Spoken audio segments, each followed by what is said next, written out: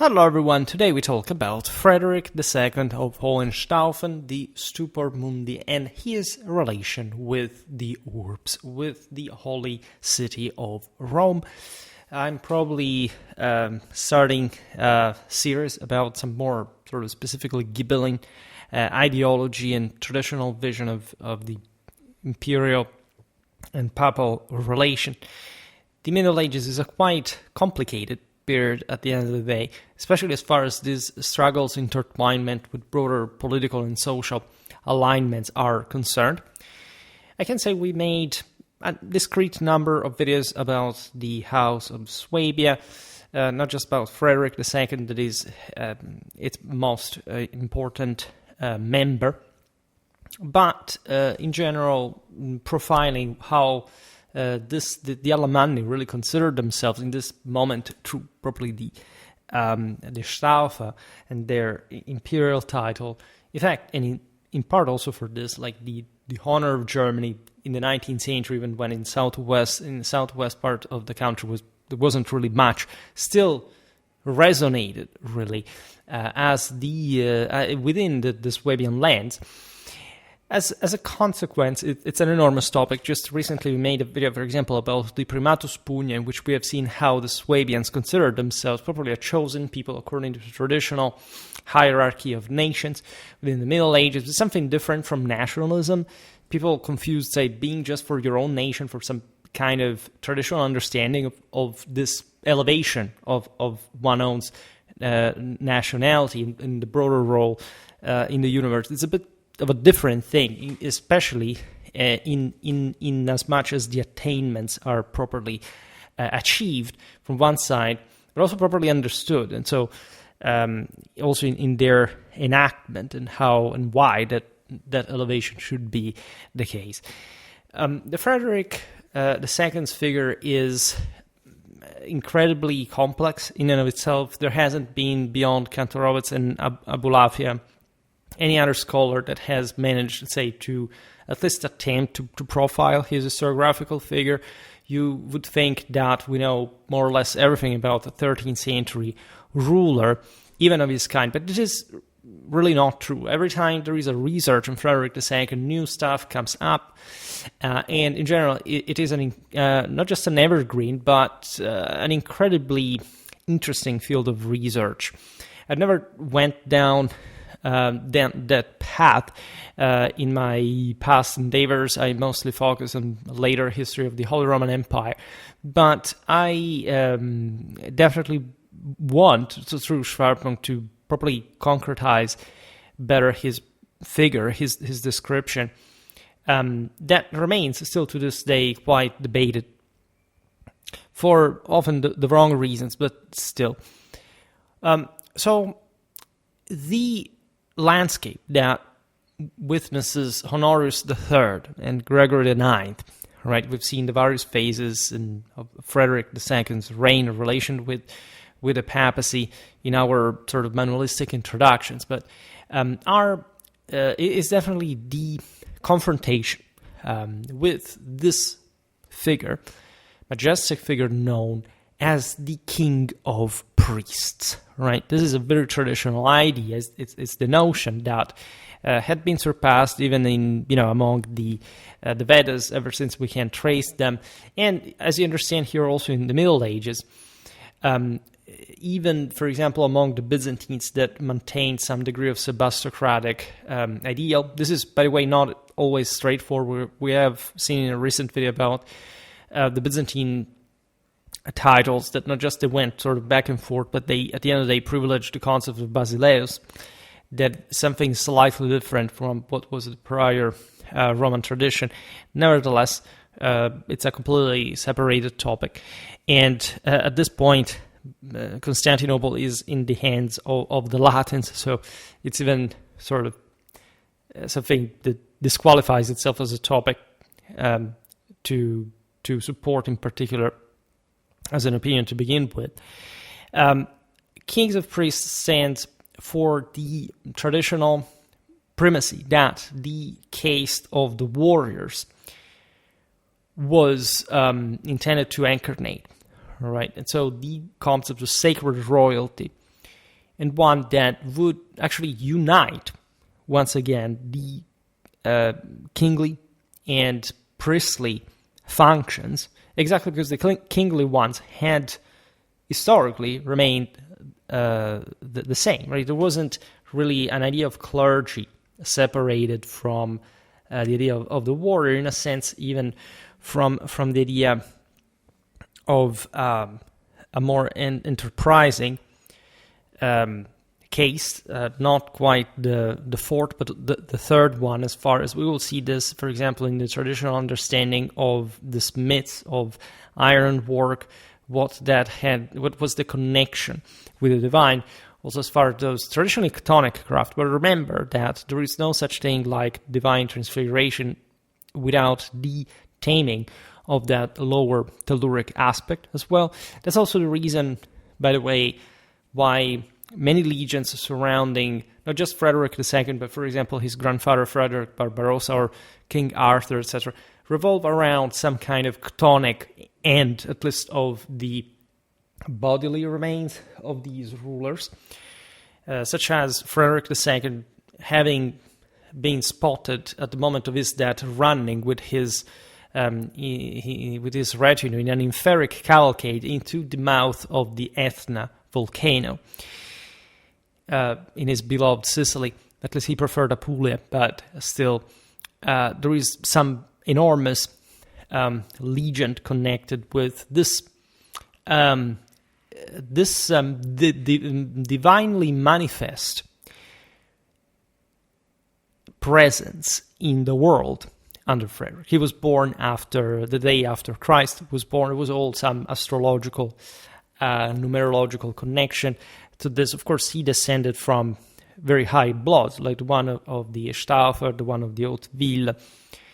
We're talking about some of the greatest rulers in the entirety of the Middle Ages, summing up the titles of King of Italy, of Jerusalem, of Germany, of Sicily, and of course of Burgundy, etc. And we are talking in the sense of a character that is at least conventionally understood as potentially coming the closest to the reunification of East and West. I don't like to downplay this idea because the reign of Frederick II is arguably the one of the peak of universalism in the medieval millennium, and with his demise, that parabola takes on some low the descendant curve. All right, and so this was also part of different prophecies, however you wanted to interpret different worldviews at the time, with cosmological, eschatological intuitions, etc. We will see this also in other videos. This is the time also of, Francis of Assisi, of different struggles that take on an ever more spiritual and, in this sense, symbolical meaning, when, of course, you think that the Antichrist has to come to rule on earth before Christ is to finally take over and transcend like the entire fallen world. You realize that figures like Frederick, among his opponents, came to be understood as the Antichrist himself.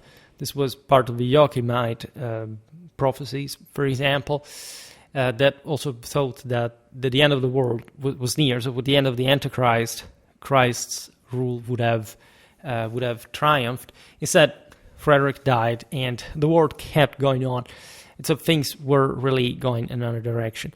However, the Ghibelline ideology is a bit the most damned in this, as Frederick got defeated, as, of course, universalism eventually began to gradually crumble till to our day, or at least a couple of hundred years ago in formal terms. And, today we just hear some echoes, if anything, of that, where this ruler was truly understood as the vicar of Christ, or God himself on earth, right? And for a mission and a purpose that obviously could, in spite of the enormity of Frederick's earthly rule, sort of, in fact, misconceived, misconstrued, misunderstood, and rejected by all those who fell short of those standards. Of course, Catholicism was detaining. The same Frederick, by the way, was a very Christian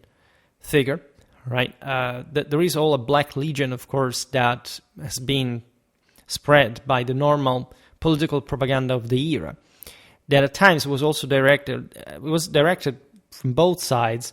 If we talk here about the struggle between popes and emperors rather than papacy and empire, because nobody really denied the importance of the priesthood, and this, in fact, king of priests entailed from Frederick exactly this kind of vision, if anything, of monarchic direction and of a single medium with God from his side, with a subordinated church that had to comfort him, if anything, in a further spiritual training. And that can be seen as that. I mean, given that here Frederick lost, and of course we know that the church was also pretty much struggling with earthly means. Like, there is all an intertwinement of sin, of fallen kind, and it's difficult to districate the meaning of it all from the picture, from the chaos at some point.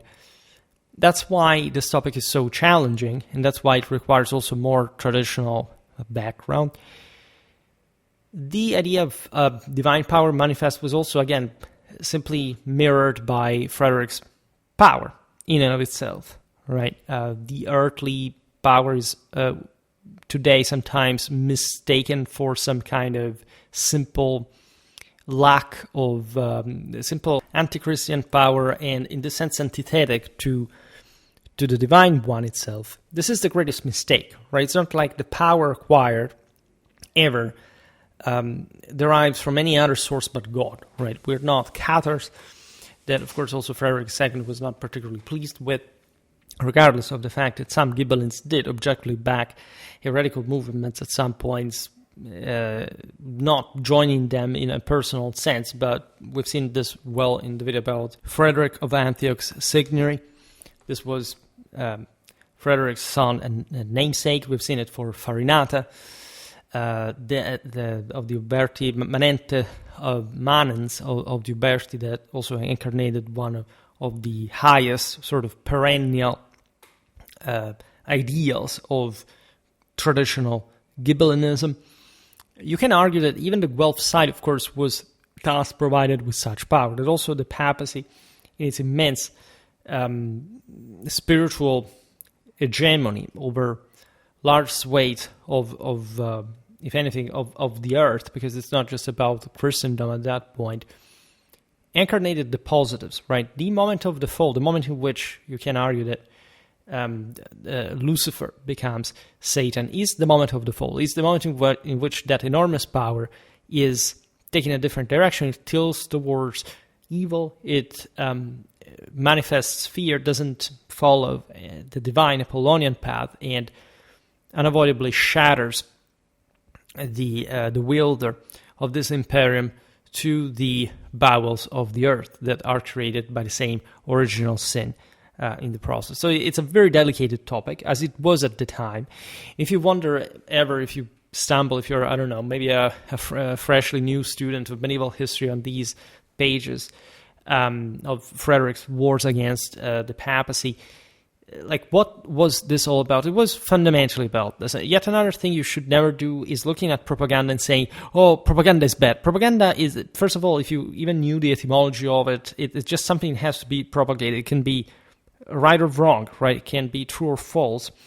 And yet, and by the way, it was historically so effective and indicative of a superior civilization when succeeding, because falsehood does not succeed, that it's striking how contemporary people literally think, especially of medieval history, in this kind of weird, superstitious fashion, by saying, I don't know, that Pope Boniface VIII was a bad pope, or was the devil, or all this stuff. Or some people I've met, that at least on YouTube, also people who make videos here about the Crusades, the thing that they hate the Hohenstaufen because they see in them some kind of centralizers as opposed to some kind of, at least projection, whatever they think. At this point, also other realms in Western Europe, where they as a country that would later come from, would allegedly incarnate.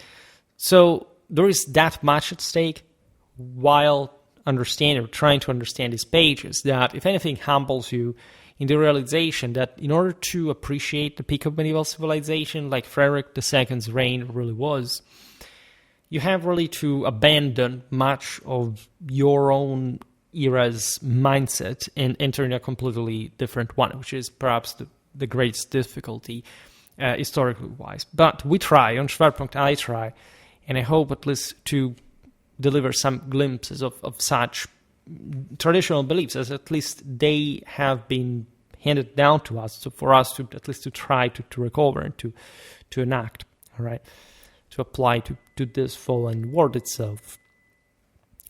Now, this king of priests, remember I made multiple videos on sacred royalty, also on the Sol Invictus. It was already there, by the way. It's a very Western, a very European thing. It has nothing to do with Oriental suggestions, the Dioscoroi, the same concept of Sol Invictus is all manifest in, I don't know, there are places in archaic Sabina, way before the Romans even conquered it, that literally and explicitly name it, etc. So again, it's not later empires, not the Eastern thing. That's all something you've been wash your brain with, just to make you believe that essentially there is nothing unique or inherent or intrinsic in terms of Western European identity and its premises, by the way, which the more you study in the European history, the more you actually realize being right there. And of course, Romanity is at the root of this whole, just as it was obviously and unavoidably for Frederick, right? If any of you comes on this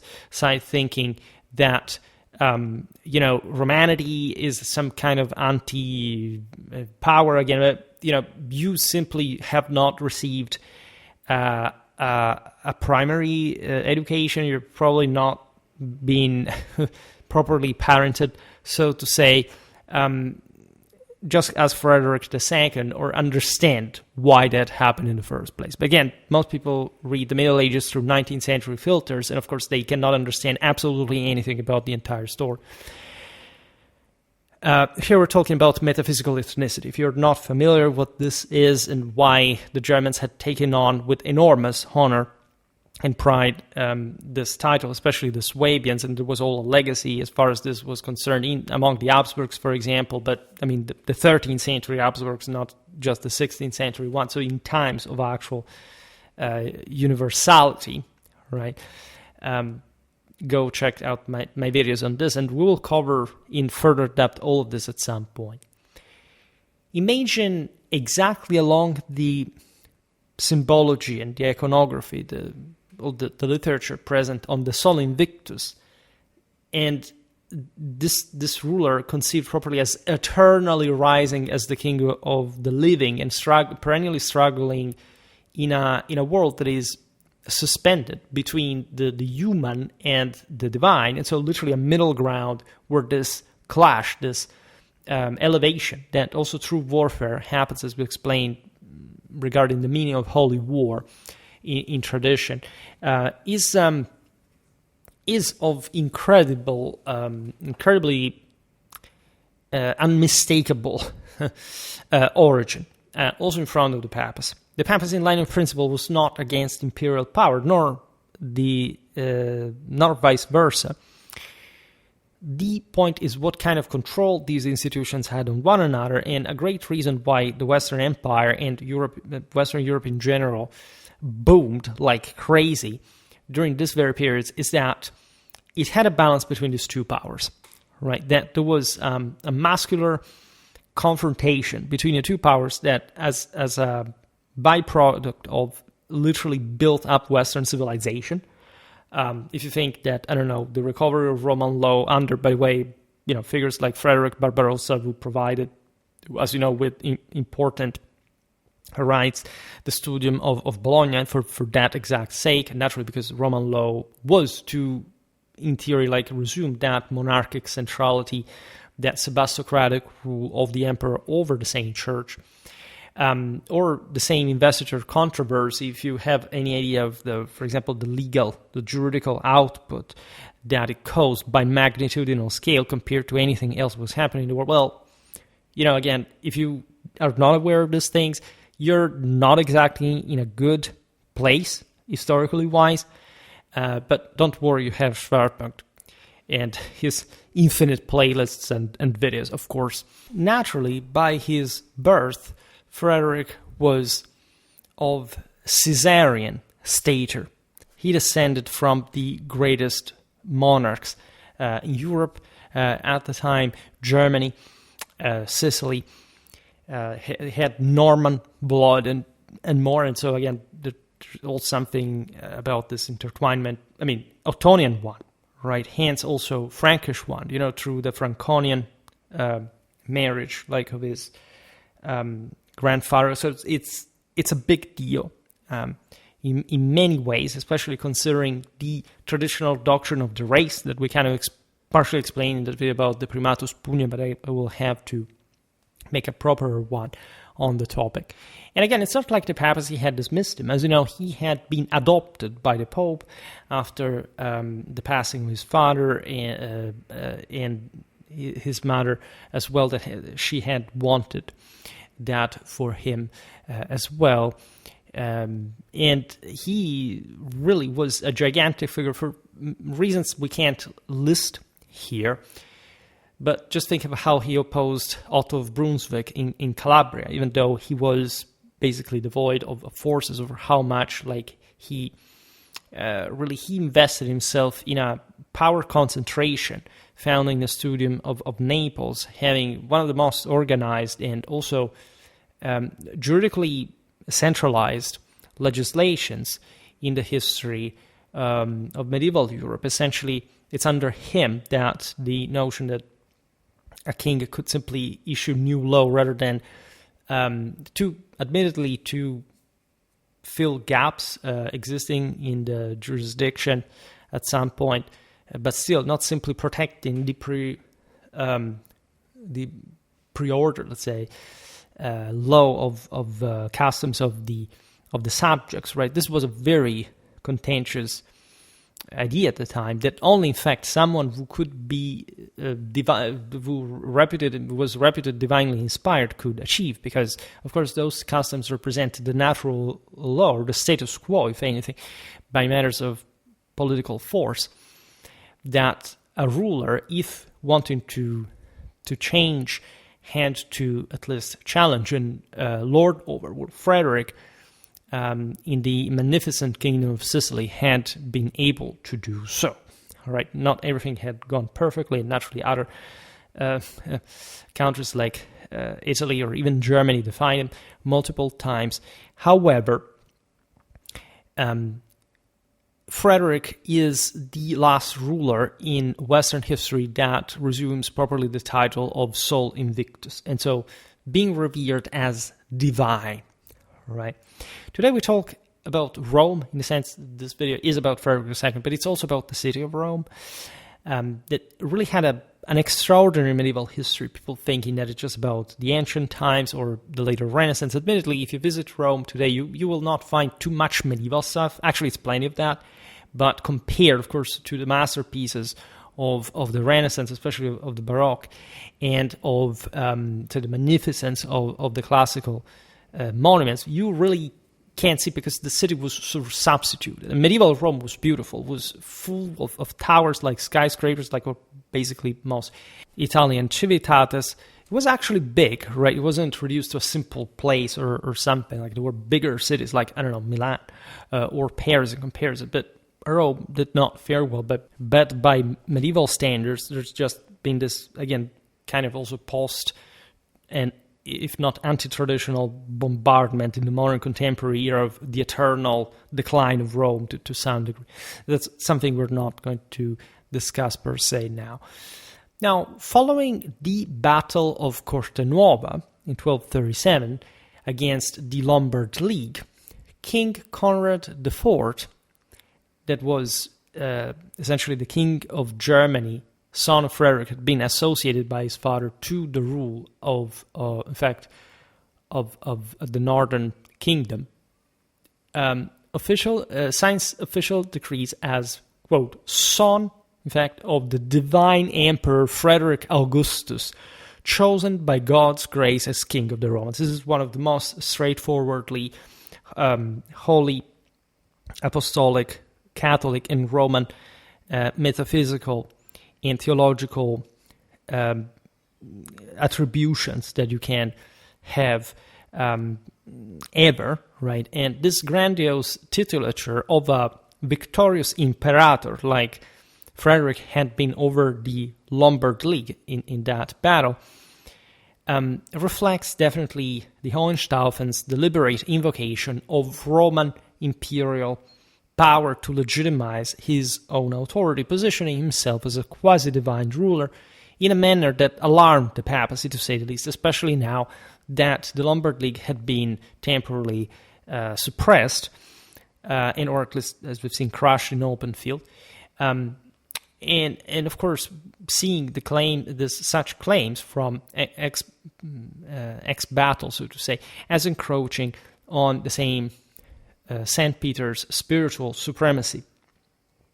We'll not digress today, of course, on the metaphysical concept of the Papal States not belonging to the Holy Roman Empire, nor to any other earthly dimension. I discussed this in other videos. But in part, the struggle between Frederick and the papacy still obviously revolved around this, because the investiture struggle was never resolved in a deeper sense. We call it the investiture struggle, which is a matter of beneficia, essentially. And it was largely about that, or a primacy in it, etc. But the deeper theological motivations were essentially the same Catholic concept that only the stronger actually triumphs, and this power is always a matter of divine favor, right, that both contendants evidently have in order for the struggle to even exist. The Battle of Cortenuova is quite interesting. We will talk about it at some point. This was actually, while a Lombard defeat, also an important display of Lombard infantry power.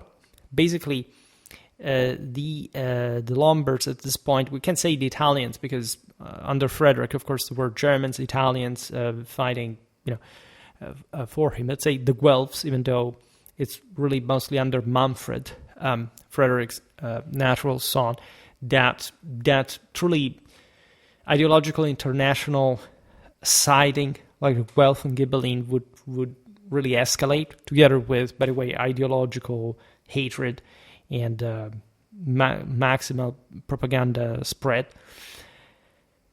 The Lombards had withstood frontally the charges of the Imperial cavalry that, I would like to stress, that in the mid-13th century was at its peak, morally, technologically, etc., to essentially resist until dusk, and thus pulling off a major feat, that is, the one not being steamrolled in the process, and allowing for a great part of the army to actually sneak away from the battlefield during the night, given that it was impossible also for the Imperial to chase them.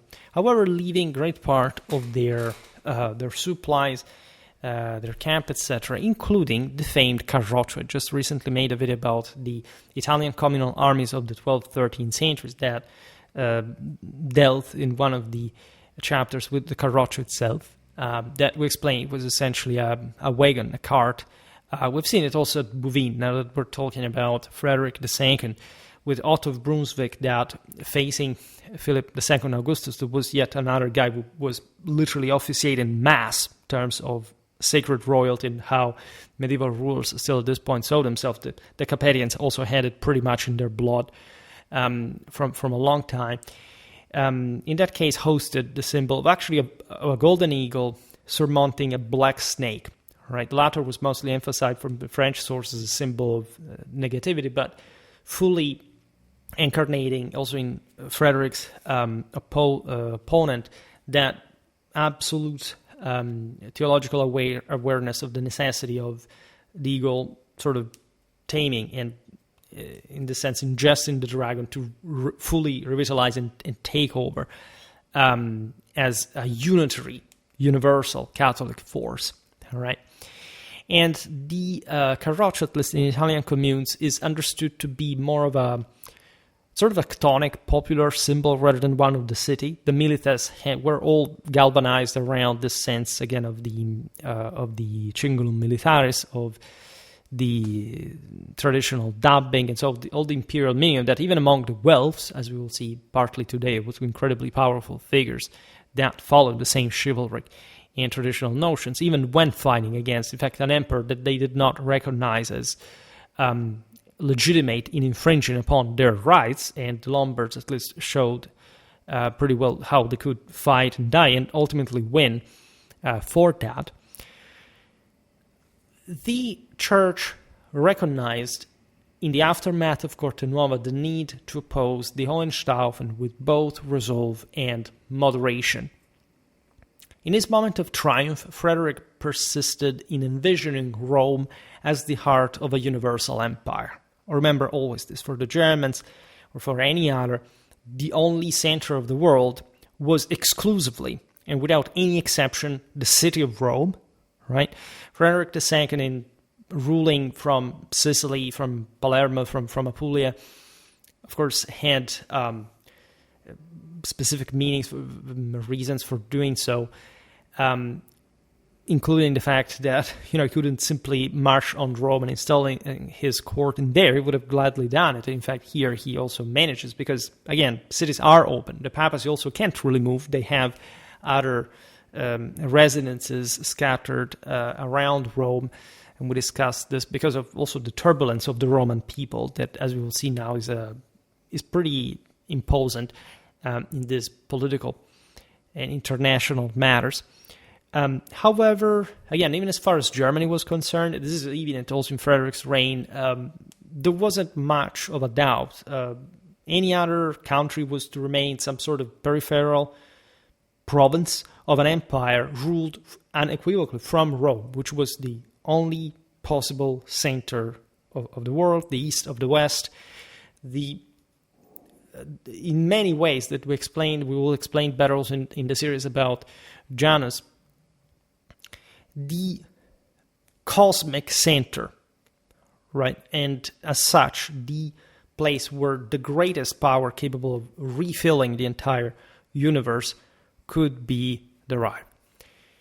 Naturally, Frederick wanted to enter Rome as a triumphing imperator, a Roman ruler in that sense, after the proof, indeed, of the triumph over his chthonic enemies. Such Frederican ambition is evident in 1237, when, after his triumph over the communes at Cortenuova, which in this sense looked like a retaliation for the defeat at Legnano that his grandfather had suffered in 1176, Frederick's renowned elephant hauled the seized Carroccio, a symbol of the commune's authority, which, as we explained, had sort of complex origins. Some people say, even as far as don't really understand what that's the case, that this would have been some kind of Saracen origin, that this is fundamentally wrong. First of all, it was used pretty much everywhere. It was used in England. Think about the Battle of the Standard. We've seen it used by the Saxons at Bouvines. So this is definitely not the case, but it's definitely, as a cart, some more chthonic symbol. It was oxen pulled. There was something, again, as a sacrificial prize of some sort, something that had to be immolated on the altar to God as a part of the spoliopium. Surely such prey. If anything, Saracens existed in Frederick's bodyguard. As you know, his Luceran colony we'll talk about later. The same elephant is, if anything, very Hellenistic. As you know, there are many Hellenistic and, for that matter, also Roman representations of imperators driving a chariot pulled by elephants, the symbol, again, of the east of India, this sort of broader universal plenitude. So everything recurred quite exotically in such iconography still that was straightforwardly inspired to classical symbolism as well, right? The most important part, however, is Rome, right? As soon as Cortenuova is in northern Italy, Frederick is still on the battlefield, and naturally he by scoring this victory, wants to send this prize to Rome. First of all, like, as we've seen, a general proof of the defeat inflicted on the Lombards, but also showing the papacy what kind of outcome the clash of his devotees with him had. Right. This was, however, also a way to glorify the commune of Rome in a deliberate attempt to turn it against the Pope Gregory. Right. The relation between the papacy and the Roman commune is very complex. Many people don't think of the Roman commune in general, right? That Rome had actually a republican government at some point, just like the other central northern Italian ones. Admittedly, it was a very different situation because of the presence of the Pope that had de facto at this point become the lord of the city, and so choked very much its communal development. It's not like it wouldn't happen. Rome was ruled like that. It had some important autonomy. I mean, even southern Italian cities, frankly, in the Kingdom of Sicily, had a communal profile. We've seen that even though urbanism was less intense, was less pronounced in France or in Germany, still, like, the communal system was pretty universally straightforward. Except the commune of Rome was, first of all, very self-aware of the cosmic centrality of the Holy Urbs in and of itself. The commune was ruled like just in the other Italian, at this point becoming almost fully fledged city-states, ruled by the nobility. In Rome, especially the baronial families that, just like the other nobility in Italy, lorded over these cities from before especially the rise of the so-called popular institution, at least in certain communes, strong of their landed estates outside the city, but also the powerful house towers, as we were saying before, locked the entire city. Imagine all the bridges on the Tiber, all fortified, or it's an incredibly, like, when you go to Rome and you walk along the Imperial Fora toward the end, before the Colosseum, walking towards that, on the left you find, aside from the fact that there is the very famous Militia's Towers, right, that is medieval and literally belonging to that period, the early 14th century.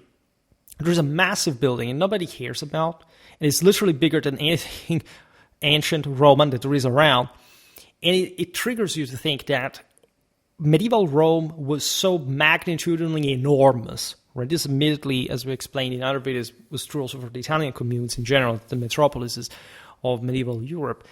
And nobody literally cares, but this is huge, right? It's also like a thing. It's not some ruin. It's literally an entire fully fledged building. Naturally, the tops do not quite exist. They're not so tall as anymore. The only place you can find similar things is in places like Bologna or San Gimignano, etc. But imagine that the entire skyline was about that, and that each of these skyscrapers was literally fortified, garrisoned. There were catapults, crossbowmen. It was that insane. So imagine even thinking Rome always having to deal as a pope as well as an emperor with such barons that naturally had either a pro-papal or pro-imperial alignment that could also change because there were also other factors and variables, kings that could receive support from, and that's why I make this series especially on the city of Rome. And these barons were the actual Roman people, right? When in the ceremony of the emperor's crowning, there was that necessity of the formal acceptation of the papal crowning of the emperor. The Roman people were effectively these noblemen.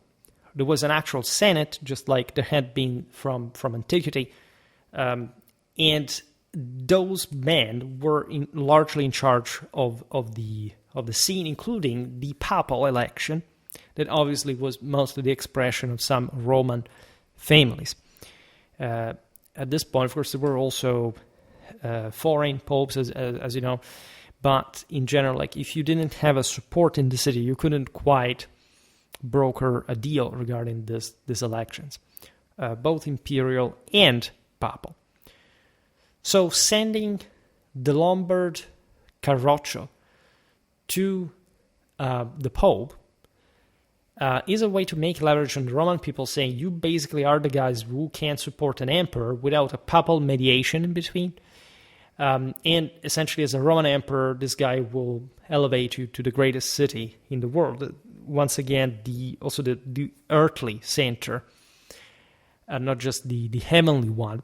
Prospect, especially because if ideally the Holy Roman Emperor had ruled from Rome, he would have basically, from that position, unified the West and the East, Europe and the Mediterranean. It would have been a truly restored world, not much just Roman Empire. It was obviously always there, regardless of what people think about the Western Empire, that in many ways was actually much more of a Roman Empire, archaically and traditionally wise, compared to what Constantinople had become for many reasons. Now, and the same part where the Pope actually manages to resist the Emperor is actually consolidating this point for the West. It's not a dysfunctionality. It's actually a strong point, and people get this wrong all the time, right? Because they equate nominal compaction with lack of strength of some sort. They don't understand that the reason why this was happening in the West is because of the shocking, traumatic, astronomical power of every single force involved within it, right? Which is able sometimes to literally take over by itself the same East, like it had happened to Constantinople in 1204, which was just Frenchmen and Venetians, right? They didn't even need the Germans. And by the way, Frederick's father, before dying, was just about to embark for that same enterprise at the end of the 12th century. We could have easily had a Latin Empire taken over by the Germans. For not talking about also the killers of the Hohenstaufen and the Angevins that hadn't been for the Vespers, and so this Aragonese Byzantine coup basically that stripped Sicily away from them were just literally to invade once again what Constantinople that had been regained, as you know, by the Palaiologoi at the end, by the end of the 13th century. Then naturally there were much more strictly regional achievements here going on, right? Bringing the Lombard Carroccio to Rome to celebrate a triumph over the spoils of the Guelphs was a calculated political maneuver to assert imperial dominance over the Kingdom of Italy as a whole, right? So all the other city-states, like showing, look what happens to you if you oppose your king, the King of Italy. So a symbol of power, but also a quite concrete one on the field. Frederick was a provocateur of some sort. His, again, Saracen bodyguard, his elephant, was a way to really show also a bit of this universal completion, that even a connection, as you know, with the East. At some point he managed to recover Jerusalem without a fight. At some point in agreement with Al-Kamil, the Sultan of Egypt, which the Pope did not quite like in that sense, and was in fact just a sort of facade issue. If anything, it was also a real one temporarily.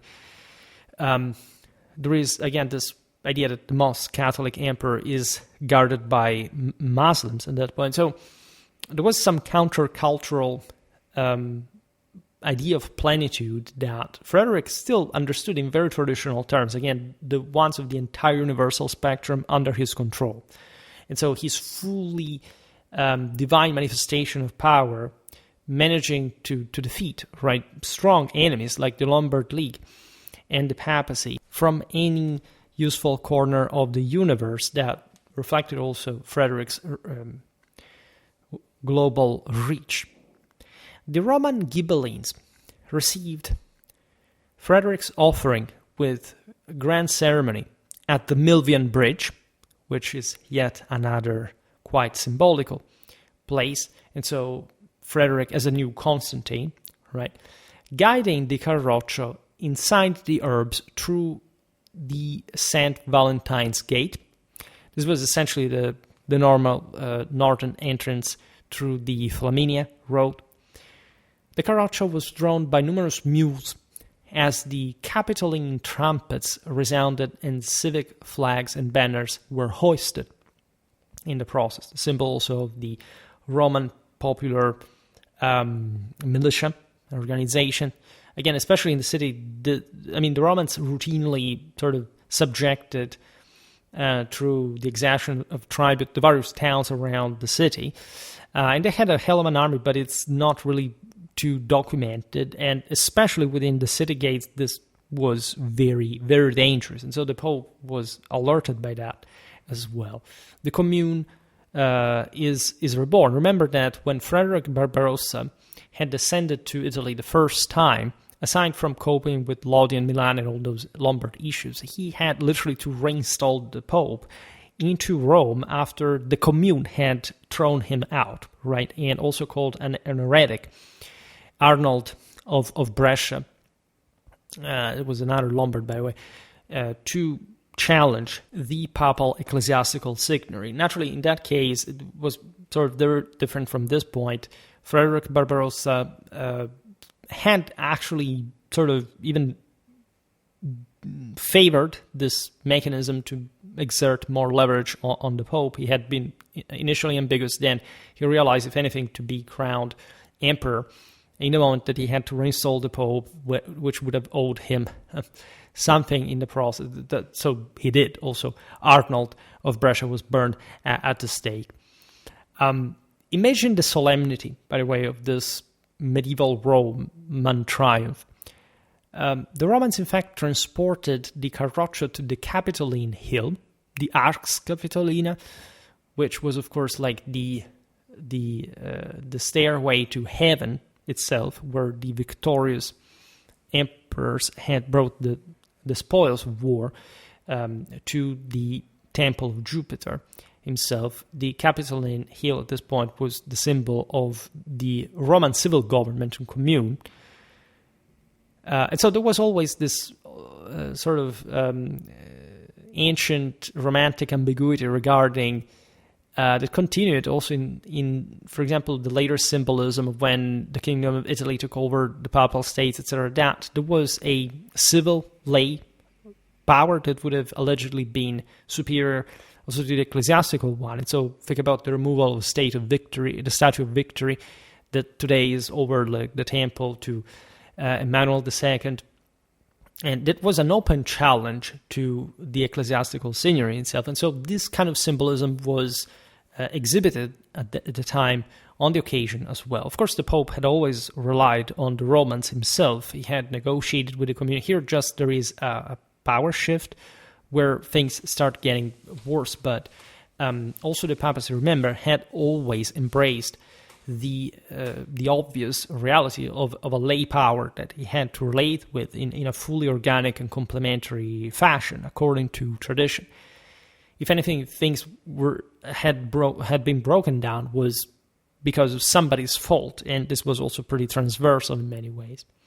Because what's the limit? Right here, they were stretching that pretty far from both sides. On Capitol Hill, the flagpole of the League of Lombardy was shamefully bent. In the presence of the exultant populace and Senate representatives, the Roman senators read the accompanying letter from the sovereign declaring that he sees this trophy in the name of Imperial Rome and her Caesars. This is also quite punching and powerful. The Roman senator was an actual office at this point. There weren't so many different senators like in ancient Rome, but it was a specific official that more or less directed the commune, right? Also often in tandem with the Pope. I don't know, Charles of Anjou later would become Roman senator, just to make an example. This spectacle, of course, was designed to evoke the triumph of ancient Rome, reinforcing Frederick's vision of himself as a new Caesar, and Augustus, as also his son has styled him in Germany in the official titling, restoring the cities and therefore the world's imperial glory. I will not digress on the broader political and strategical meaning of this all. Today we don't talk about that dimension, like what the Battle of Cortenuova, for example, had meant in the broader balance of power, how naturally Frederick couldn't quite bend Lombardy for many reasons just in a moment, but this was a very low point for the Guelphs, and one that required, of course, a strong coming back and a lot of energies to enact it to begin with. So it's really an important moment of glory for Frederick. It can really show it to the world. Winning such a big battle in Italy, because these are big battles by medieval standards, meant to have a much tighter grip on Rome, right? The Kingdom of Italy is in between the Alps and Rome, and as such, like if you crush the major enemies, especially the Lombards are the more courageous, Tuscany is sort of a bit more fragmented, you can walk south and entering Rome and being fully recognized. He was already as emperor, but in the real scale that he had also earthly accomplished. The Carroccio was subsequently placed on the Capitoline hill, protected by a canopy upheld by columns, accompanied by an inscription still remembered today at Rome's Capitol, importantly enough, Ave decus orbis, victus tibi destinor, ave currus ab Augusto Frederico Cesare lusti, which translated means Hail glory of the world, which is Rome. I, so the spolia opima, the defeated, am dedicated to you.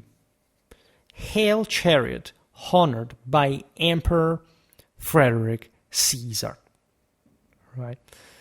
This is like a massive proclaim to the world. Right?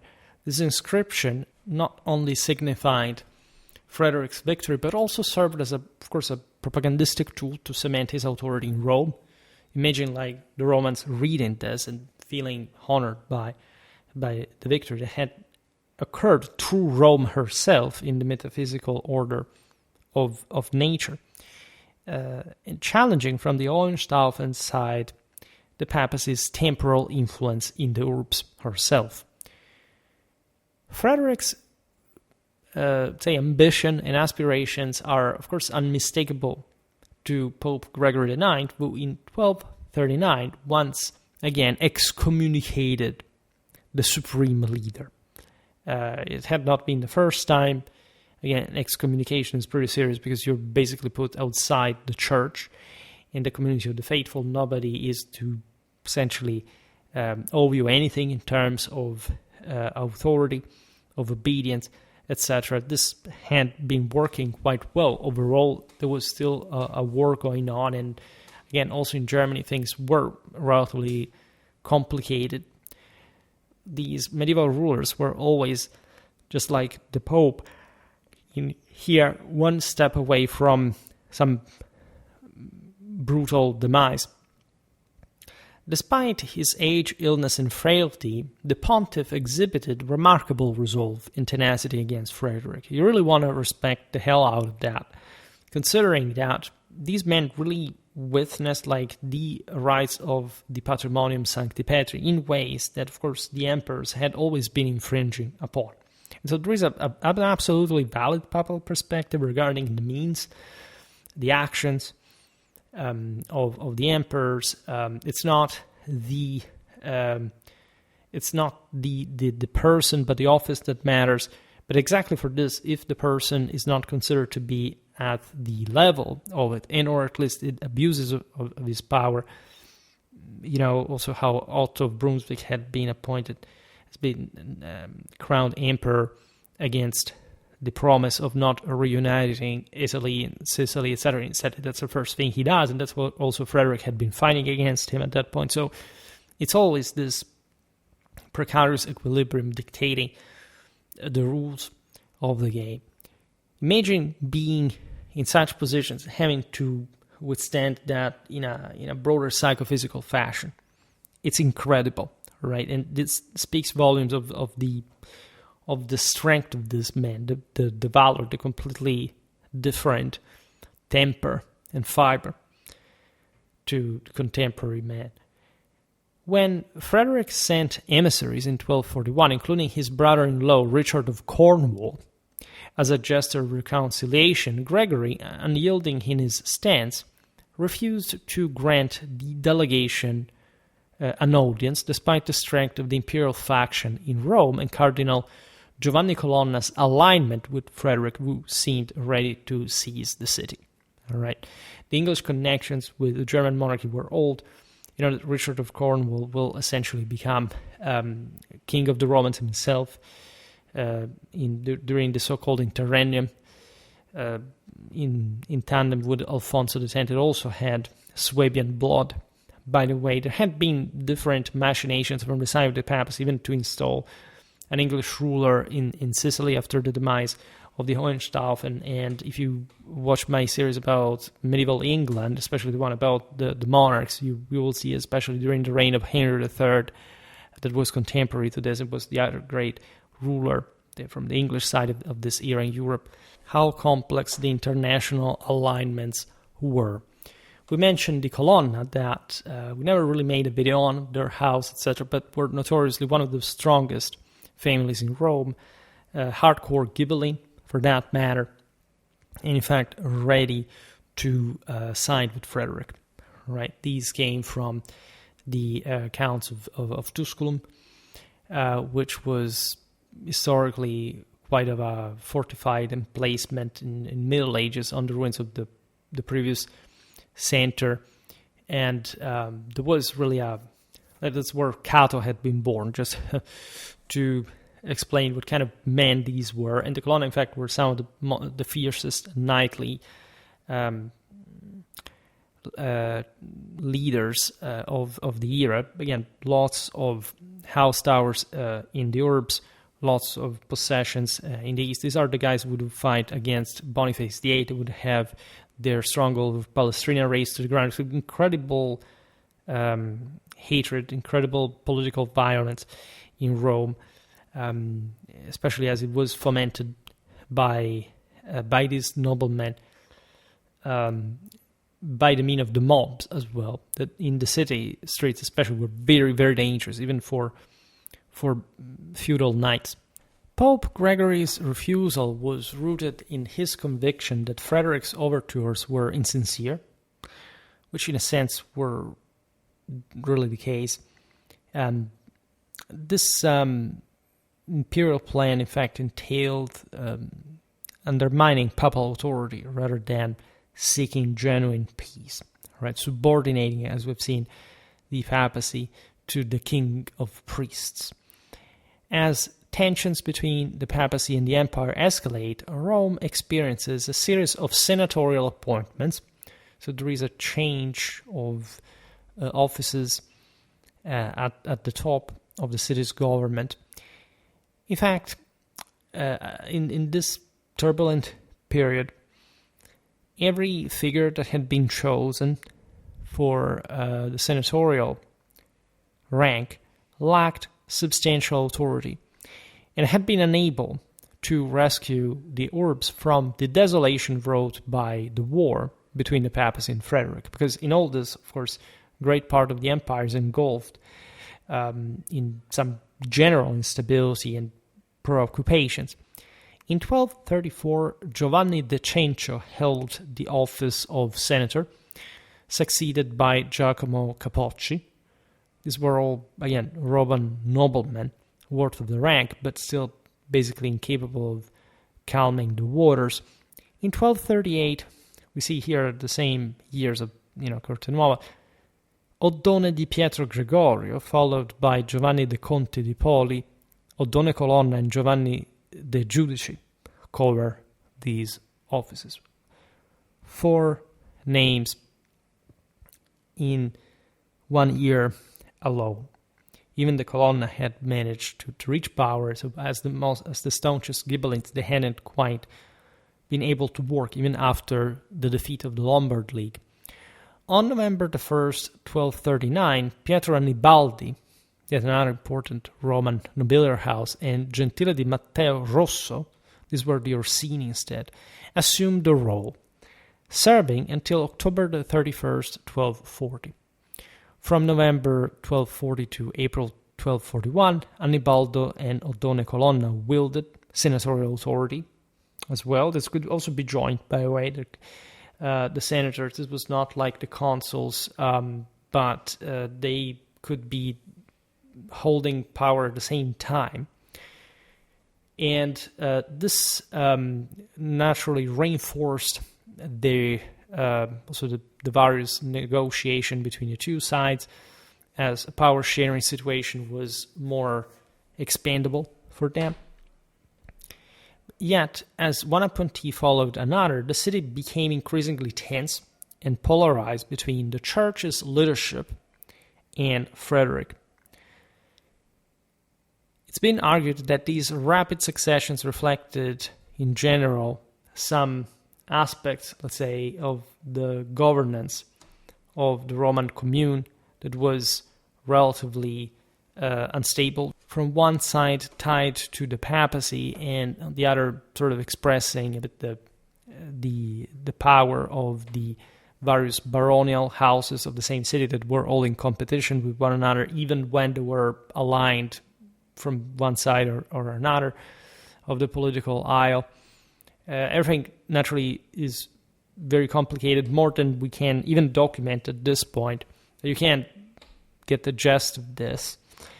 The Papacy and Imperial factions were indeed, however, both there, right? This is also typical of Roman political alignment. There is hardly such a radical episode where, like, the city is just... This doesn't happen really in any community at any time in history, where you have someone that, is just univocally from one side or the other. So there is always a way to make leverage on this and that side. And generally speaking, they counterbalance one another. If there is a brusque shift, like in this case, an imperial victory, yes, the papal side is going to be weakened, but as different people are leaving that side, still it's the papal side, it's still a universal side, and so there is an opportunity for sometimes some underdogs to rise to power and to exploit this as a sort of investment, right? When this office is less worth, you can at least, those who have less can invest a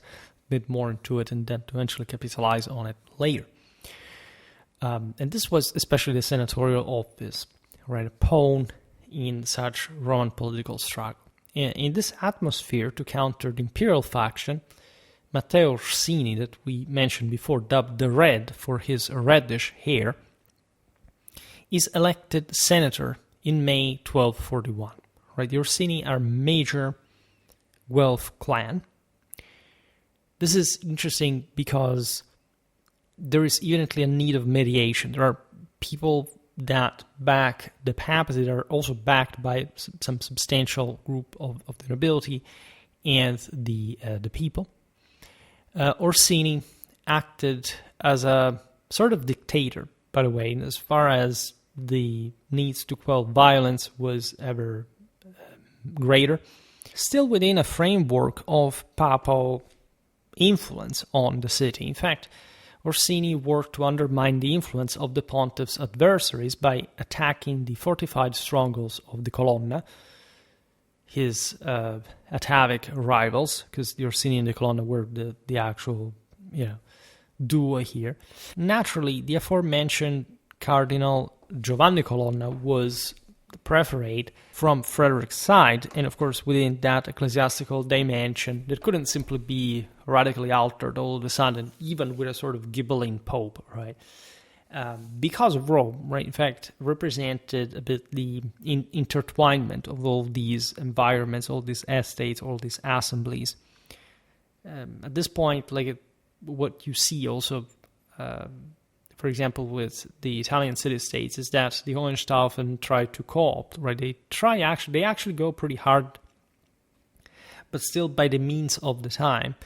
There was an attempt to reinstall some kind of feudal authority, but obviously just cavalcading local factionalism, not much some greater adherence to the feudal hierarchy per se.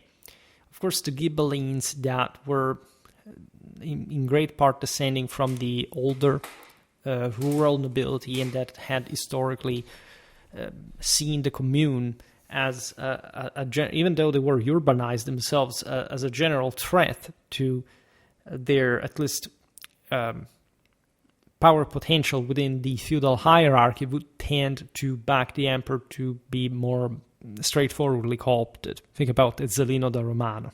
Right? We made multiple videos on this topic, but this is not simply, okay, well, the communes are over, the city-states are over, the emperor wins and he can do whatever he wants. Like, this is not how it works.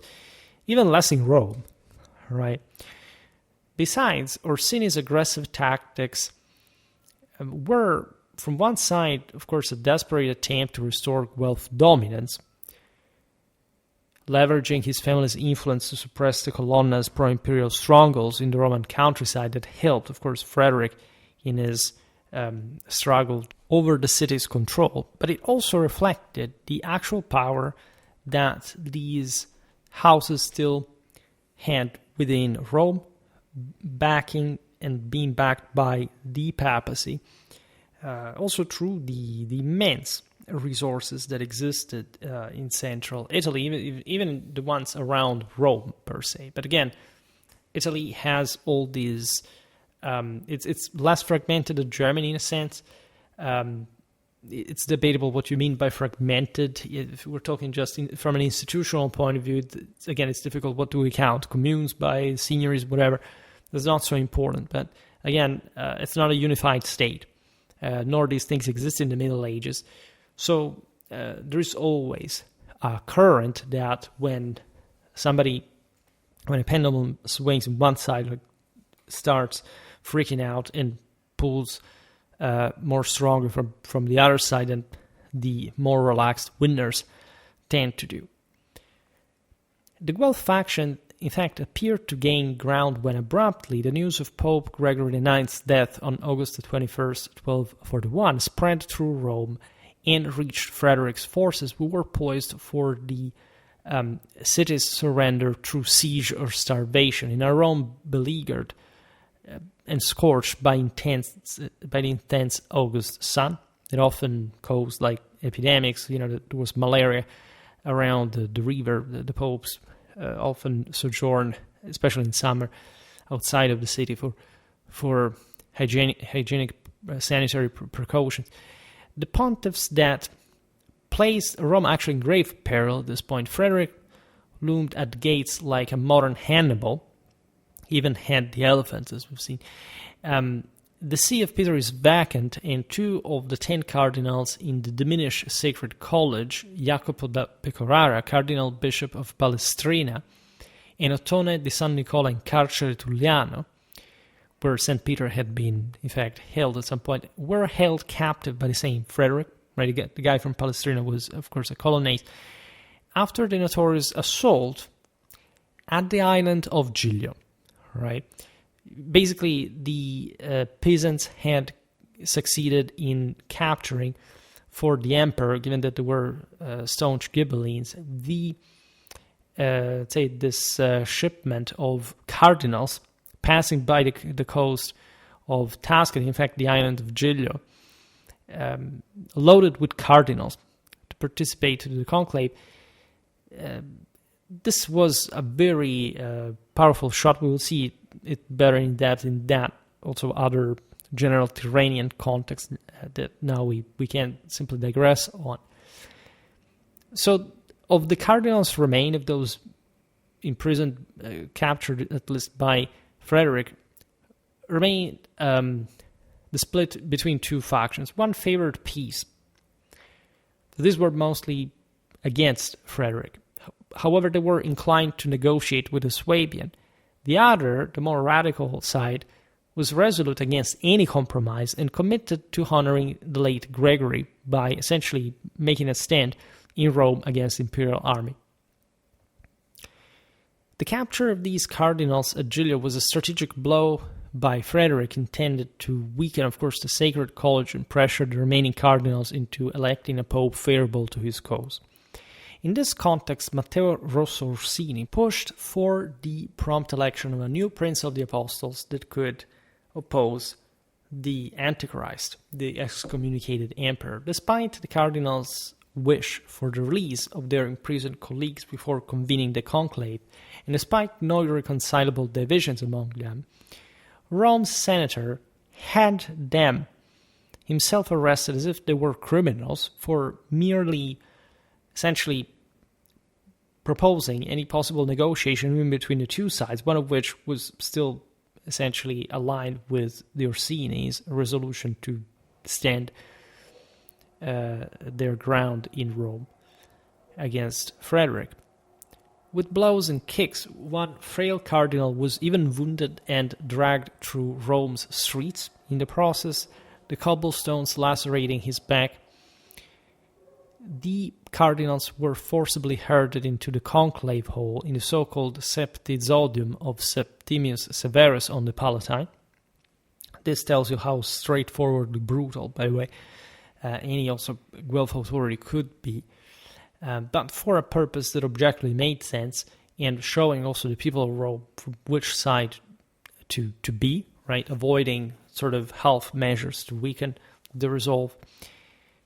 The Septizodium, once a monumental facade, had become a dilapidated relic, its ruinous state exacerbating the cardinals' suffering and symbolizing the broader decay, if anything, of Roman institutions amidst the Papal Imperial War. This was, of course, like a quasi-military context, a war zone. The violence within the city gates was palpable from both sides evenly, still with the Orsini barely managed to control power. By the way, the Zonium, it was, once magnificent structure, now essentially a ruin. A ceiling of the assembly hall was perforated with holes allowing water to leak through. And not only water, as the guard station on the terrace above, in scorn and utter contempt, pour full excrement into the cardinals, who try to protect at least their beds with improvised curtains of some sort. This is designed to inflict the maximum pressure on the cardinals to come to a resolution. As you understand, in the process, the conclave hall had become a veritable cesspool. Naturally, these are in part, legions, but we don't have to think that this was the level of violence inflicted also on the cardinals. The unfortunate cardinals confined to this vast, dilapidated space with only small niches for their most pressing bodily needs, attempting every means to bribe the implacable guards, indicating they likely possessed gold, jewels, and money to allow their attendants or a physician into the conclave. However, all efforts proved futile. Several cardinals fell as a consequence seriously ill, which added to the pressure. By the way, imagine how great was the fear towards Frederick for just not being able to find a solution at this point, and how, indeed, also strong the feeling from those who wanted to resist to a degree really was, and so the ones that in theory sided with the same Orsini. But the conclave was a collective responsibility, as you know. So one cardinal even dies because of the unbearable condition that he has he's forced to endure. The cardinal's possessions of valuables naturally suggest their awareness of the precariousness of their situation.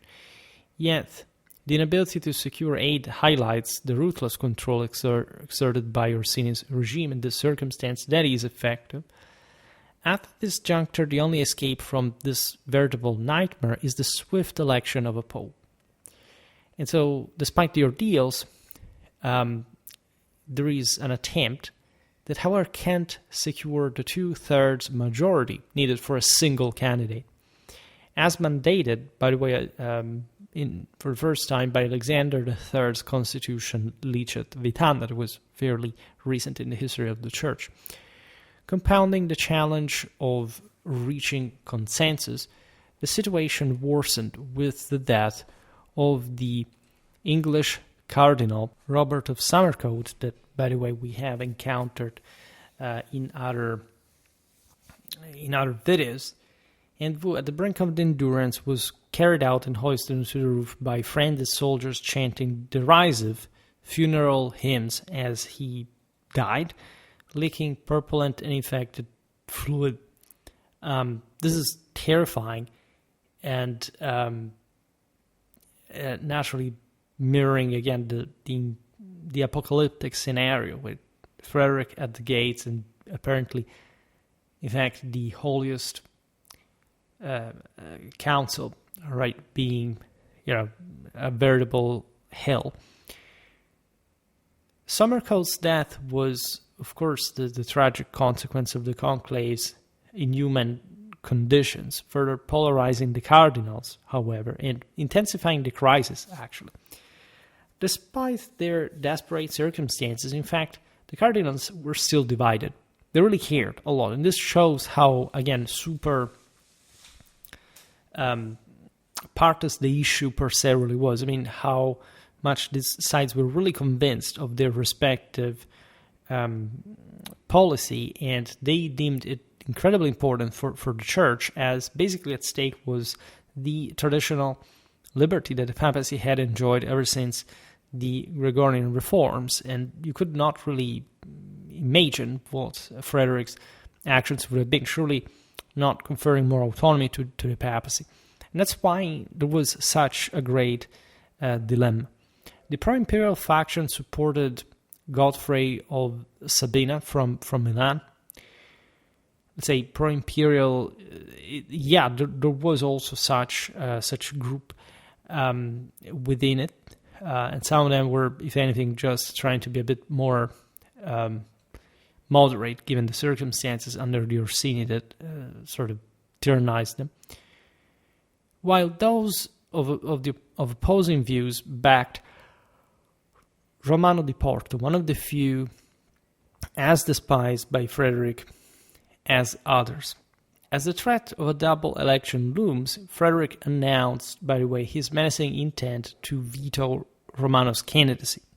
Because, of course, he was informed of the conclave's doings, like information filtered, and so everything was sort of very open at the end of the day, as much as the Septidis Audium.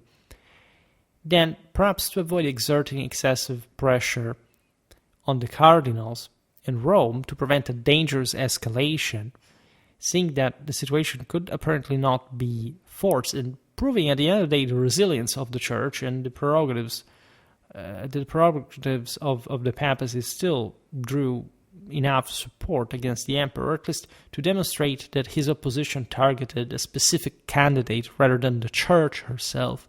Obviously enough, Frederick decides to lift the siege of Rome, to withdraw to his kingdom of Sicily, to his loyal Apulia in particular.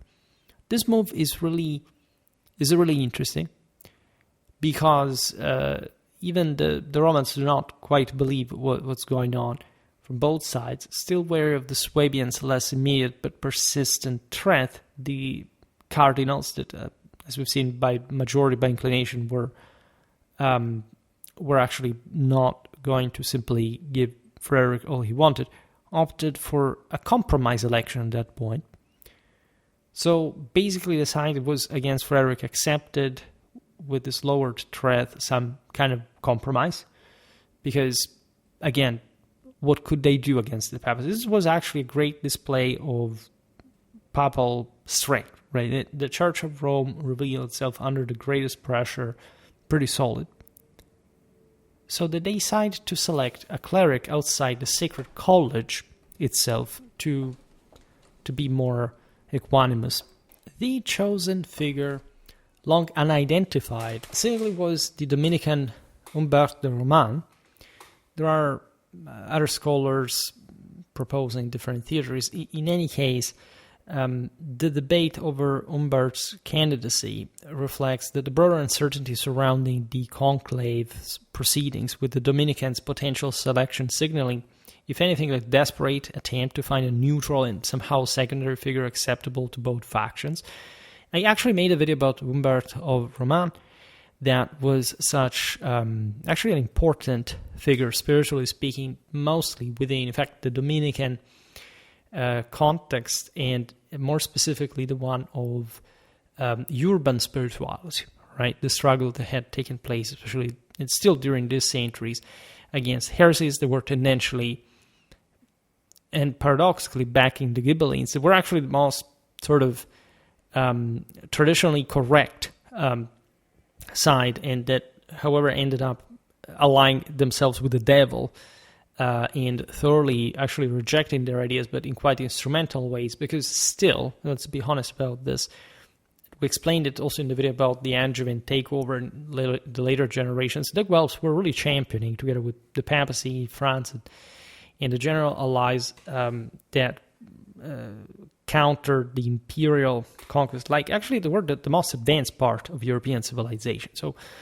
paradoxically, and this is being studied also from a military point of view, at some point I will make a video about Frederick II's army.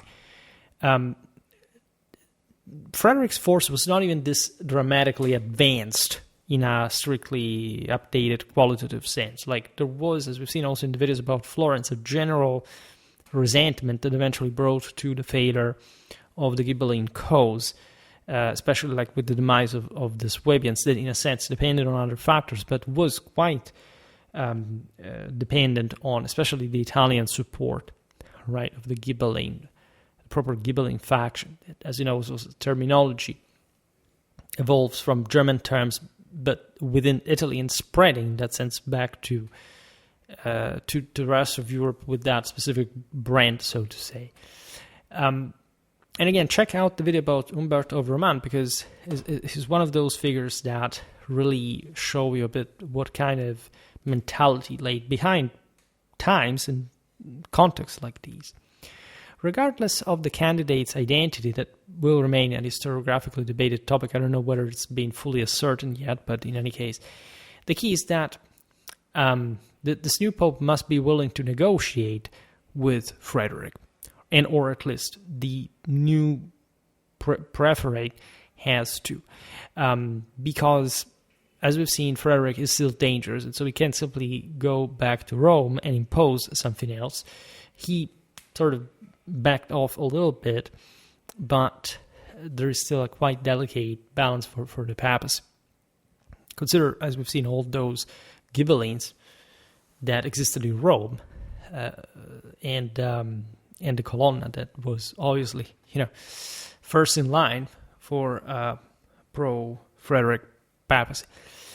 This provoked, by the way, a furious response from Matteo Rosso Orsini, who threatened to disinter the Saint Gregory IX's body and bring it into the conclave, aptly termed, in fact, the conclave of horrors, so that the gruesome spectacle and unbearable stench might compel the sacred college to make the right choice.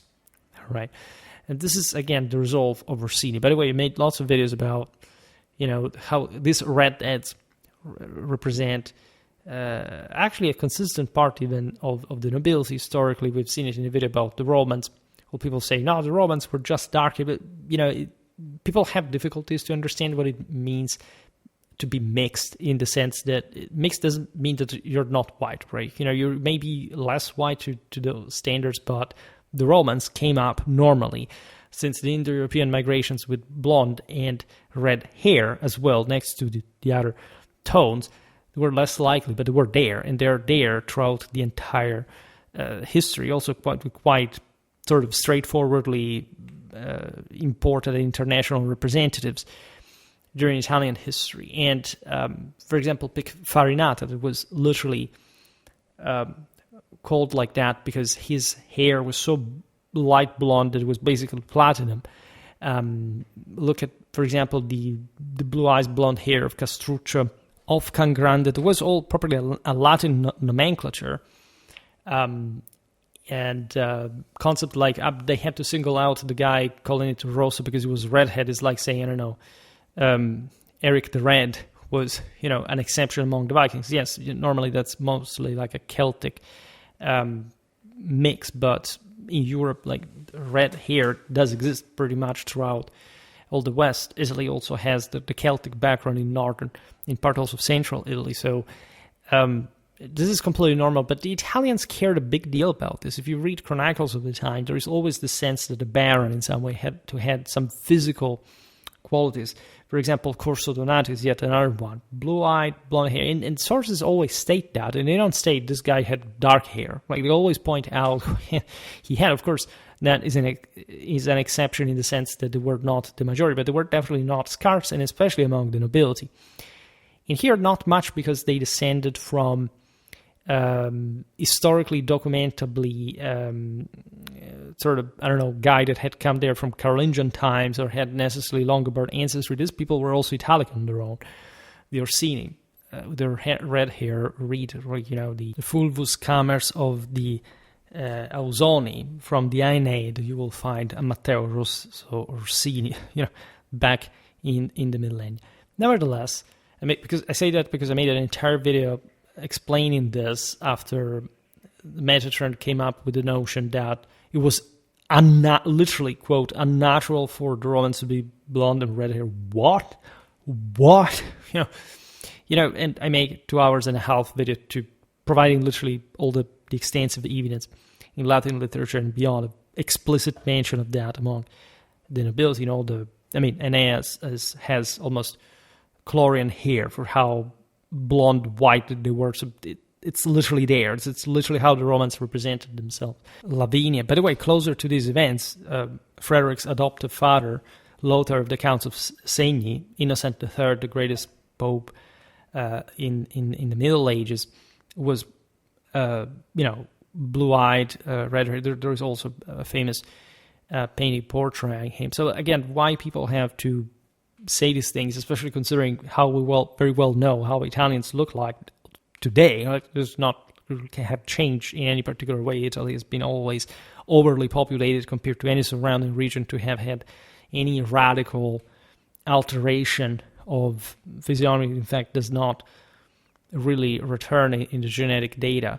For example, the alleged notion that the Saracens would have held sway during the Middle Ages. But again, people still believe this stuff, and it's so weird to a degree that it's even difficult to look at. Frederick II had many natural sons in Italy, but that's yet another story. Frederick was reddish. He was not probably too harmonious, but he must have been provided with an incredibly magnetic power in his sight, In any case, I like these ethnic digressions, of course. You understand how still dramatic the situation was. It's also remarkable how the Orsini still held such sway over Rome in such dramatic circumstance.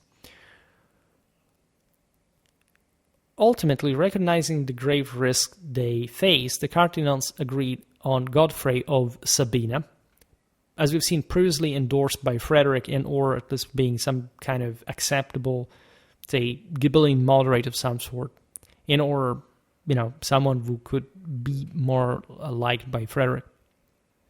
Nearing the end of his life, by the way, Godfrey was elected to the throne of Peter as Celestine IV. We are on October the 2nd, 1241. Again, terrible times. Celestine's election was thus just a pragmatic move to appease Frederick Temper. The guy was very old. He was frail. So his pontificate was a mere stopgap of some sort to surpass this impasse, in fact. So much so that his pontificate lasted only 14 days, according to some scholars, or even 17, 19, according to others, like just to be precise, during which the envoy of this heavenly assembly, as Frederick referred to him, only managed to excommunicate Matteo Orsini and his supporters. So basically, this dictator is taken away from the senatorial office by this de facto cryptor pro Frederick side. The other cardinals, of course, were quite dissatisfied with the treatment they had suffered, so there was a level of brutality that they had grown resentment towards.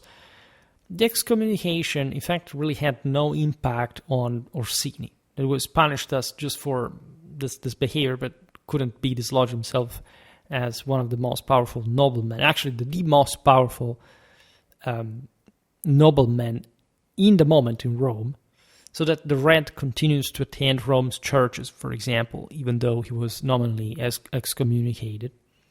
Orsini's resilience in the face of excommunication underscores his unchallenged dominance in Rome. He must have had really a very, very strong self-control.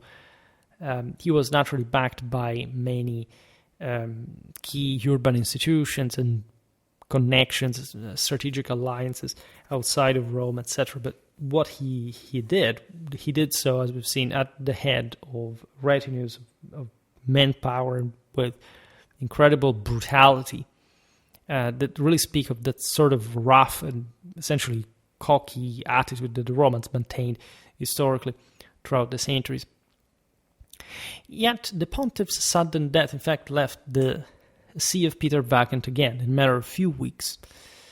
By the way, the guy had participated to the conclave, so that was not exactly a healthy experience, and possibly he passed also because of that. This time,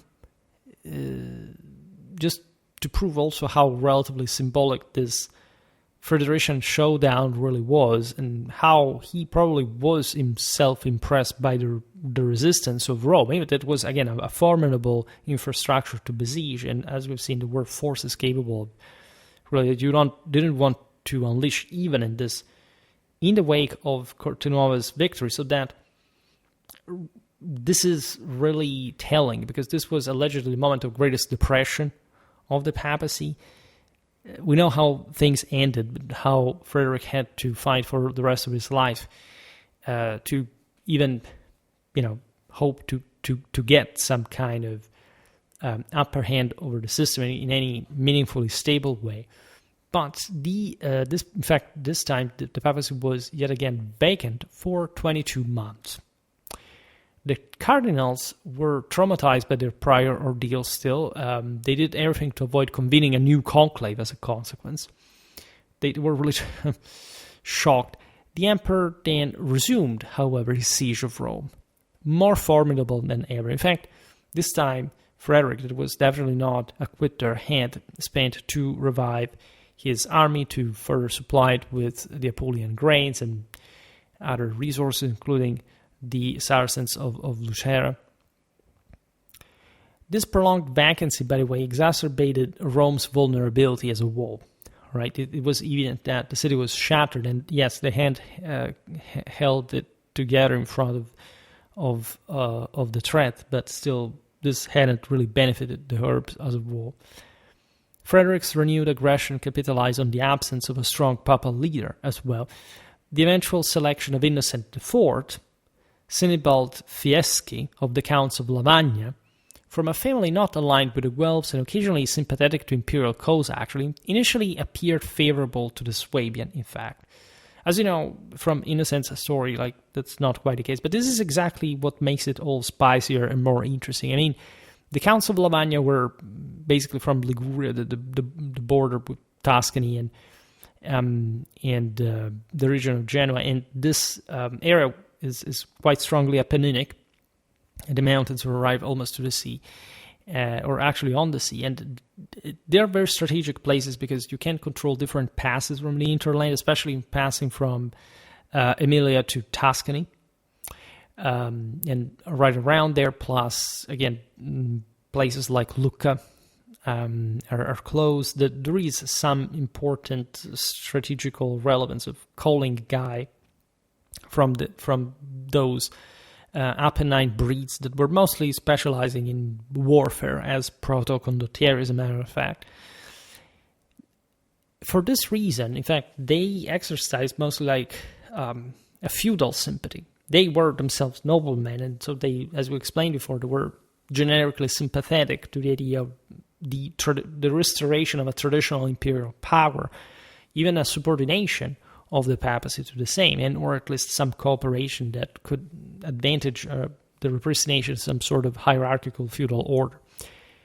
However, aside from the pressure that could, of course, derive from the Curia itself, once elected pope and staying in Rome, the same Innocent evidently took an anti-Frederican stance that derived from the evidently proactively aggressive attitude of Frederick, that wasn't losing even a moment to try to get his hands on Rome and reducing the papacy to some obedient subject.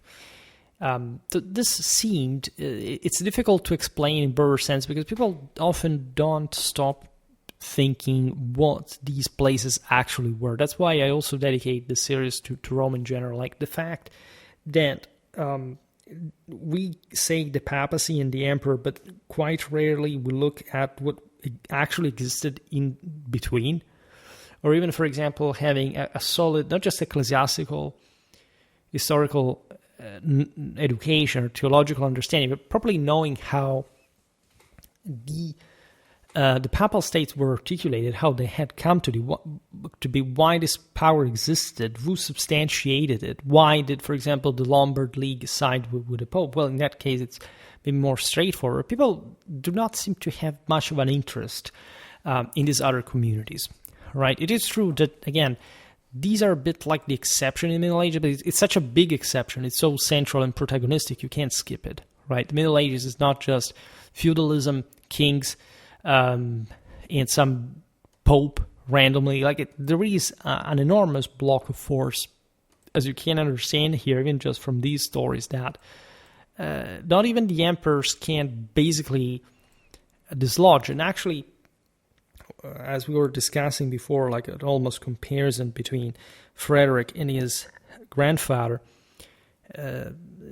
Barbarossa, the guy who had, in relative terms, achieved more power historically was actually Frederick I, right? The moment in which, let's say, the communal Italy could, in theory at least, had been closer to being subjected to the emperor was in the second half of the 12th century, not in Frederick II's times. At this point, there could be at most cooptation. And Frederick, by the way, was quite ruthless. In many ways, he had different masks he used in front of different peoples, right? With the Sicilians, he behaved in a way, with the Germans in another, with the Italians in another, and especially with the latter, he assumed his grandfather's face. It was a ruthless one, a brutal one, a straightforwardly energetic one that even the Ghibellines told him in Italy, look, this is never going to work because we have our own rules, we have our own identities. The commune is an important thing. You can't simply go there and scorch people alive, and go. And indeed, Frederick kind of understood that at a point. But just imagine even being brought up as Frederick II. What does that mean? Right? He hadn't been brought up in an Italian commune. He had an overwhelmingly feudal backbone to that. But he also knew, of course, he was very knowledgeable about, as we've seen, Rome, the papacy, etc. So he was one, again, of the most intelligent persons in his time, and an incredibly cultured one as well. But the fact that he chose also that phase and ended up essentially losing against that same force, because at the end of the day, what can you do, right? And having, for example, historically wealth leaders like the same Ezzelino, that basically just turned Ghibelline because it was co-opted by Frederick to secure control of the Trevisan market of the Adige Valley. So the market of Verona is really telling of a system that was actually more advanced than whomever at that point could really check. Like, in fact, there is an enormous topic that I have never entered in the depths of, in terms especially of historiographical critique, that is how, could at some point in the 12th and 13th century the Germans think, or even just Frederick II, this more cosmopolite collection of feudal powers think that they could subdue the Italian communal civilization. I mean, that's a huge question. Like, how did they see that happening? Was it merely a lack of was some sort of cultural short-sightedness due to the difference between the two cultures? They were also not particularly distant, naturally, by broader historical standards. They were literally, again, that was seen, there were feudal lords in Italy. There was a general sense that the communes were absolutely loyal to the empire, right? But in a broader architecture of power, like, what was the end game of this realistically? It's difficult to tell, right? It's difficult to think that first of all, history should be seen as it goes, right? Not much as it could have gone, right? But indeed, as I also discussed in a recent question and answer video about what ifs, there is also a matter of, in the moment in which you go for something, it's because you are imagining how it can't be, right? So that eventually does constitute a strategic quantity. It is something you have to plan somehow.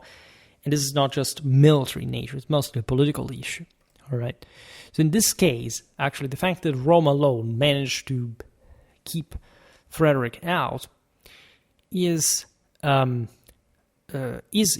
In fact, even when Frederick comes back to Rome at this point, he is too shrewd to trust the cardinal's potential change of heart, right? He knew that even the Fieschi, that once held sympathies for him, and was even a personal friend of his, as a matter of fact, because as we've seen, he was literally friend with these Italians, as obviously like he was meant to be, mostly due not to national connections, but even especially to status, to nobiliary ones.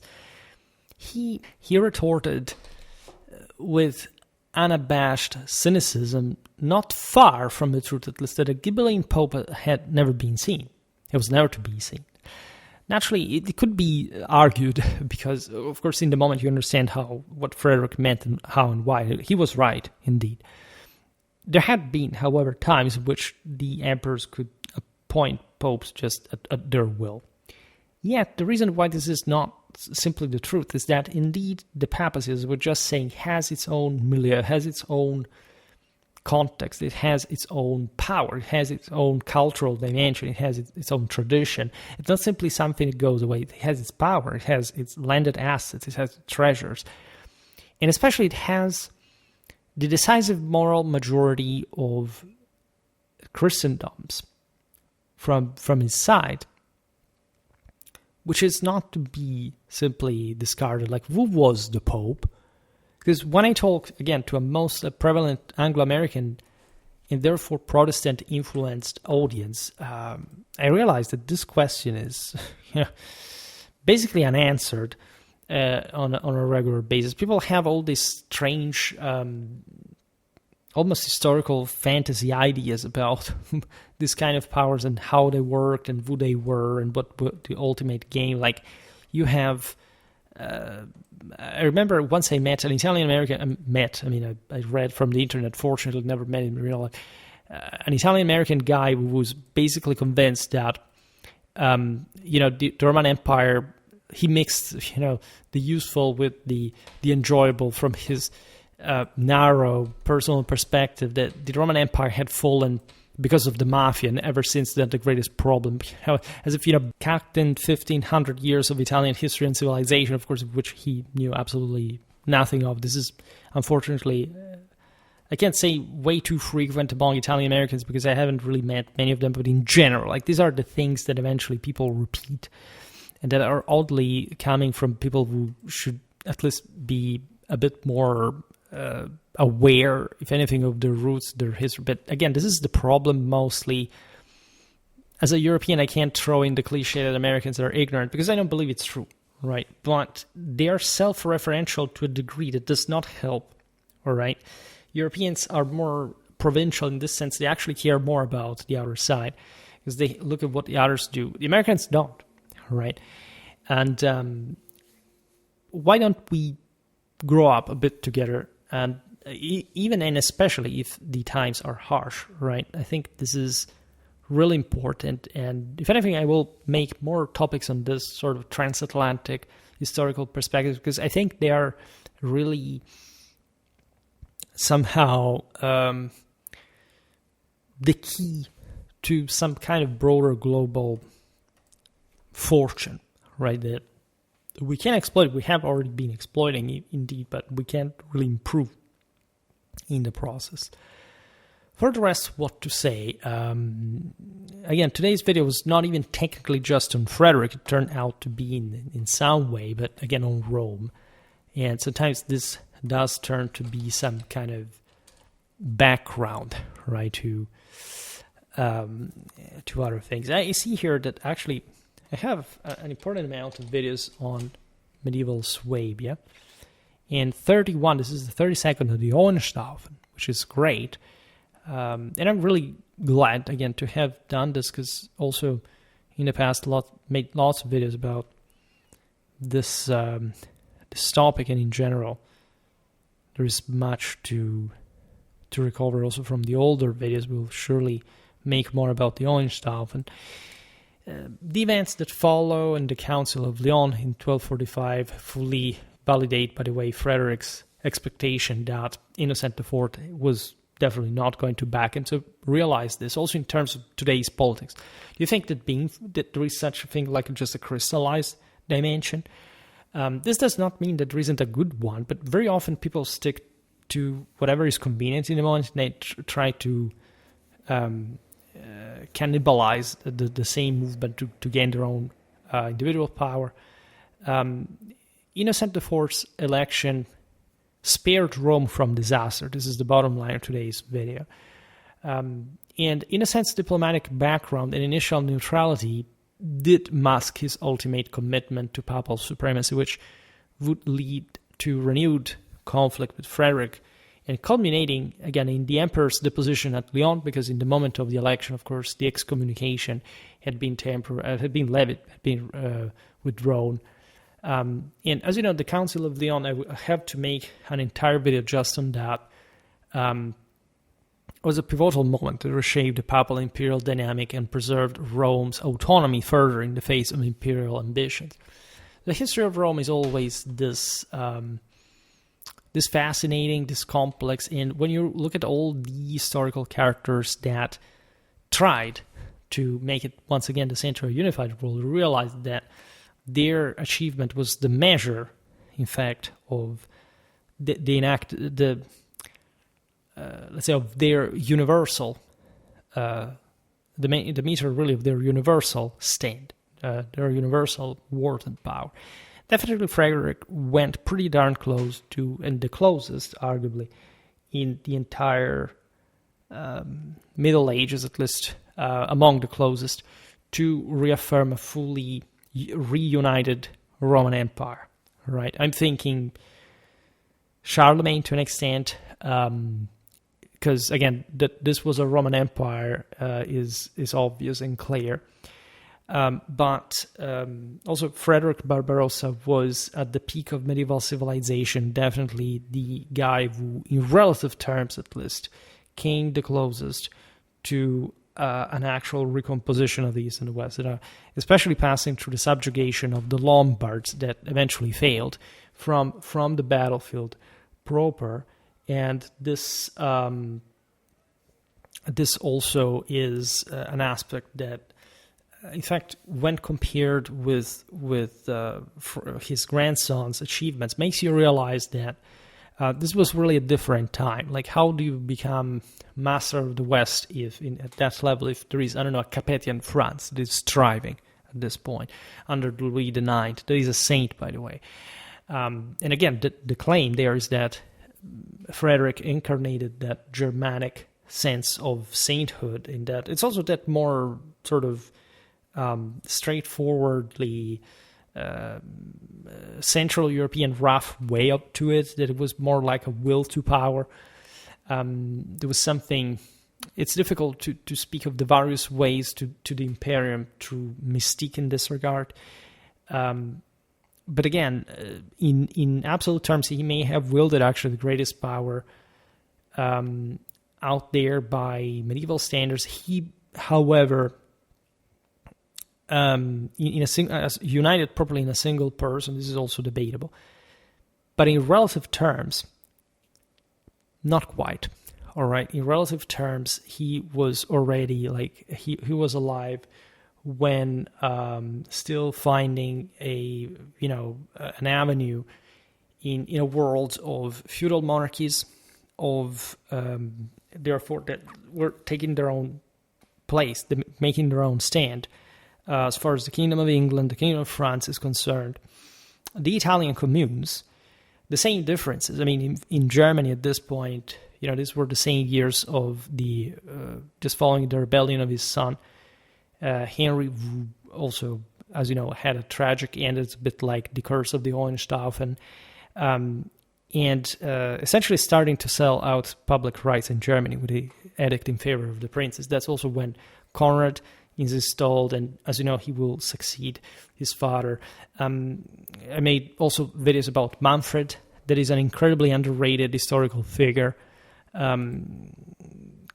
Say not comparable to his father, because naturally at that point he was just basically king of Sicily, but his father is just of another class. But he was apparently the most resembling son to him, and he enacted properly that level of Ghibelline international stance and ideological drive that we understand better the Guelphs and the Ghibellines for, and obtaining an enormous power also over Rome to a level, at least in Tuscany.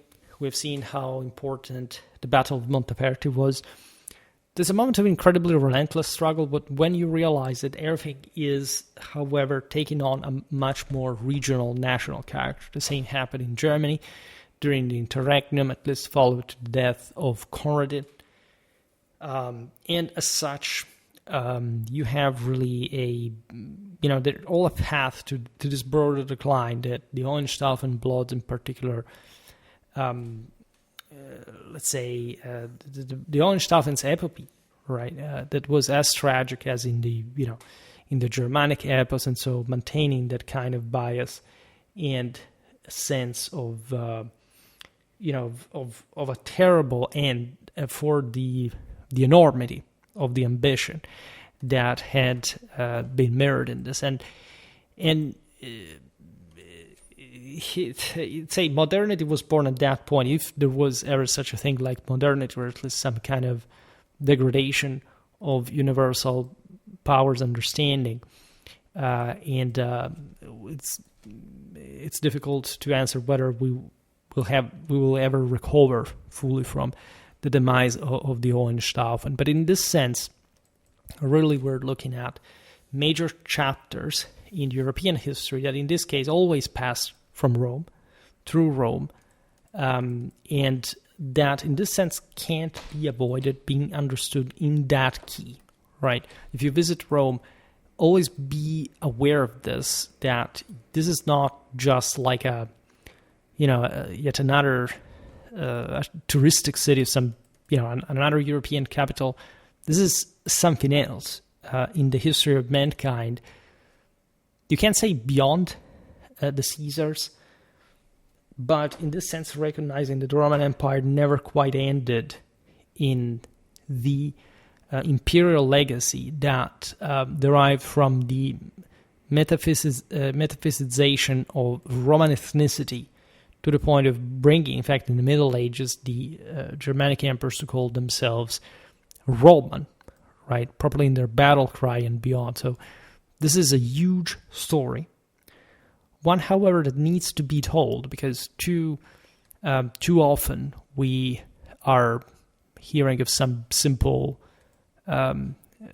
geopoliticistic alchemy, according to which, this is how things should have gone or not. If you look at these events, you realize that even single individuals change the entire picture. Without Rosso Orsini, for example, how would things go?